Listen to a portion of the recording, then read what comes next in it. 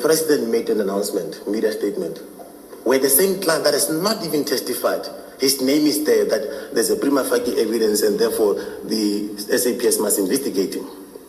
He has not given evidence. The fact that when General Kumalo presented his evidence showed him carrying a bag, that does not mean that he's transporting money. Sure. So, long story short, the commission has been postponed to next week, Tuesday. The witness's lawyer argues that there's been unfair treatment. Apparently, his phone has been captured for the past 4 months. It's been with the police. And they were only given a document to go through his chats with certain people about 4 days ago. And they didn't consult with the lawyers whether he was available or prepared to actually go through the documents with his client over the weekend. So he is arguing that they were not given enough time to basically go through the documents. He was asking for 6 more days so that they can go through the chats, his own chats that he had with certain individuals, because apparently, allegedly, and I quote, that he has had relationships that span for over 40 years or a decade or a very long time with the accused individuals. This is the guy that was seen holding a bag, which we alleged that there may be sweets inside the bag. So it will be interesting to hear from them next week. The commission has now been postponed to next week. I'll see you on the next one. How is he going to be able to deal with that in 4 days? There were no cell phones, were there? 40 years ago. I'm not sure, maybe there were. I'm just giving you to say the relationship that he has with these people is a long-term relationship. It goes beyond decades. So more than 10 years that he probably have known these people. And whatever has been downloaded from his cell phone is not necessarily maybe only from last week. It may go back, and he may have to then give you context on that. Now, they downloaded decades of WhatsApp from his phone. They took 4 months to download it or to deal with it or to consider it or to analyze it, and they want to give him less than 4 days to answer about it. And he's not even having these phones. The phones are with them. He does not have any other source to say, how can I refresh my mind? It's not like he's been having his phones all the time and he's been going through these things all the time. He doesn't have these phones anymore. They are with them. And it may be that some of the information we need may be still in those phones. What if we may need to say, no, let's call back the same phones because you have not downloaded all the information. We need to see some of this information. We don't want to even begin to suggest that some of the information that has been printed, we may say, no, this is not how it is, it's been tampered with. It leaves a lot for us to, it then suggests that we need a lot for us to then go through. And to have to be given 3 days to say, this is 3 days. If you can't deal with these 3 days, or consider going through them over the weekend, it can't be. I'm in a private practice. I have other clients. I have commitments already.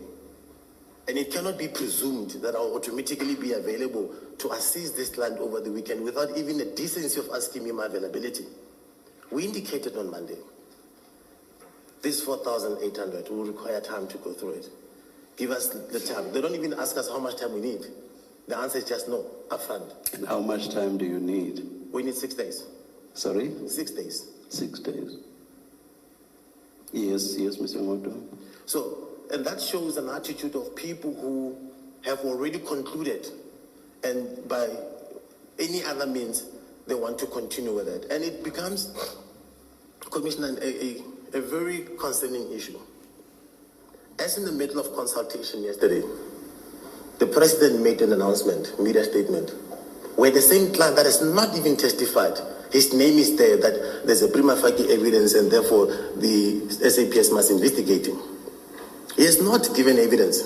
The fact that when General Kumalo presented his evidence showed him carrying a bag, that does not mean that he's transporting money.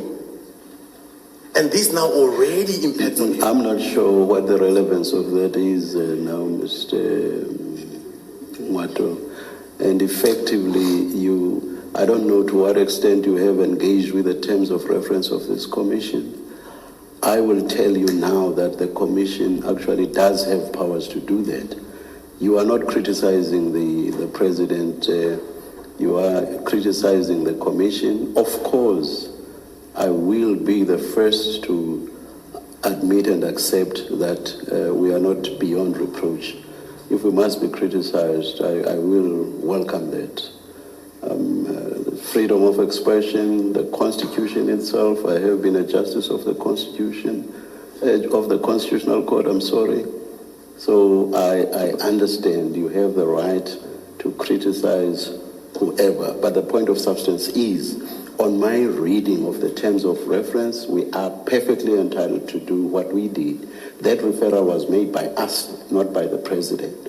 So unless you first engage with the terms of reference and tell me why we are not entitled to do what we did in respect of that witness, I think you are going beyond the realms of what you are entitled to traverse. Thank you, Commissioner. Let me clarify what I mean by that. What I mean by that is that my client has not given any chance, a right of response to the people. That we have heard, and I think please try to wrap up, because I think now you are getting to the point where you are repeating yourself. No. I'm not gagging you. I'm not gagging you. Yes, I was just saying, I said, Honorable Commissioner, let me clarify what I meant by that. What I meant by that was, and without having to repeat myself, is that he has not been given any right of response by anyone under any circumstances, whether in writing or oral. But such a submission has already been made to the public, and it's quite of great importance to this person, because it affects his right. And unfortunately, Commissioner, it may be unsettling and uncomfortable, but it's the truth of what actually happened. And now, when the evidence leaders approach us, in light of these circumstances, when narratives and issues has already been said in the public domain, especially from the office of the president, coming from the high reputable commission of this nature, it is our concern that I want to go and present, and I'm not being given a chance to do so. Oh, just a minute.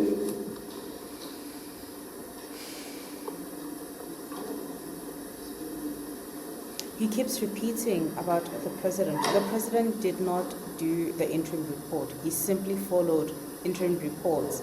So I don't know why he keeps insisting on talking about the president. Maybe it has more gravitas and weight to make it seem like Ramaphosa is unfair. So maybe they want to go for the fact that Mkono is not on the list and say Ramaphosa is being unfair when he didn't do the interim report. So that's actually very interesting to see. I wonder what their strategy is. We'll see as it unfolds. But, yeah, no.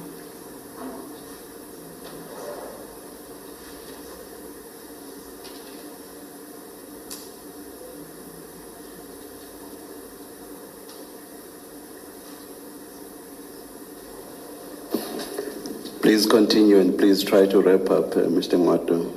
Thank you, and Commissioner. please try to focus on the application before us, the application for a postponement. Just in short and in conclusion, Commissioner, says that my client is prepared and ready to testify about the evidence and the request and the documentation he received in 2025, in which he has since made the representation to the Commission. That part is okay. The second part of what is required of him to testify about, which is documentation that, and the bulk of documentation that he received on 3 days before the Commission, he's not ready to do so because he hasn't had enough time to peruse. That's in a nutshell, that part. We're not rejecting everything in totality. It is only the part on documents that he has received 3 days ago. Thank you, Mr. Ngwato. Thank you, Commissioner. Mr. Mr. Justice, sorry, let me just clarify.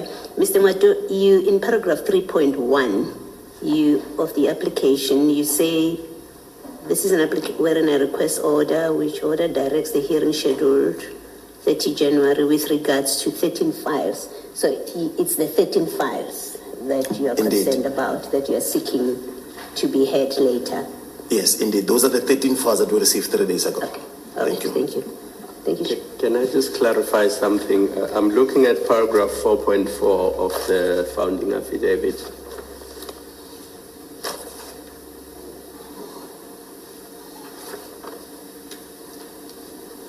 Especially the first two sentences on page 7. What I understand the affidavit to be saying there is that your client is ready and prepared to testify on his witness statement that he provided on the 16th of December 2025, and he can do that today. But the 4,800 documents that he received a few days ago, he cannot testify on that because you have not had time to consult with him on those documents. So you need a further 6 days to go through those and to deal with those. But today he can give evidence in chief based on his statement of the 16th of December 2025. Am I understanding you correctly? 100% correct. Mr. Chaswasi? Chair, there have been a range of factual assertions made here which are just simply wrong. The contention of 3 days, well, let's start at the beginning. It's not 4,800 pages. There's an evidence bundle in front of you which runs to 849 pages, and there is an annexure bundle with 540 pages. That's a total of 1,389 pages.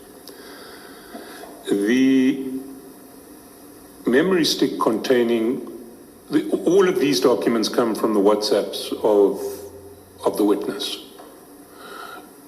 The witness's counsel or attorney complains that he doesn't have his phones. But any of us who have a WhatsApp account know that when you get a new phone, you upload your old WhatsApps if you want to. The fact that his phones were taken away sometime in October by the SAPS doesn't prevent him from accessing his historical WhatsApps. He can access them. We always assumed he would have accessed them. The third factual error is that we haven't had these files since October, whenever they were seized. They were seized by the SAPS. We obtained them from the SAPS only this month.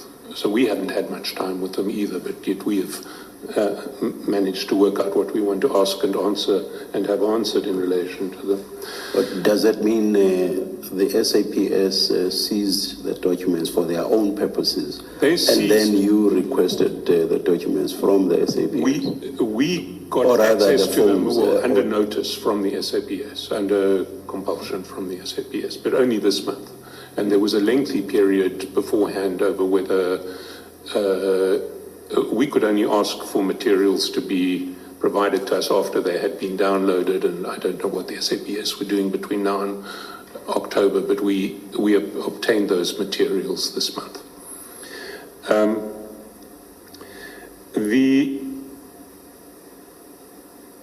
If I understand Mr. Nwato correctly, he needs another 6 days.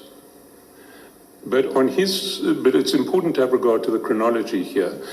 Mr. Nkosi, until earlier this month, was due to appear on the 20th of January. May we take a short adjournment, and Sure. May the evidence leaders and the legal representative please see us outside.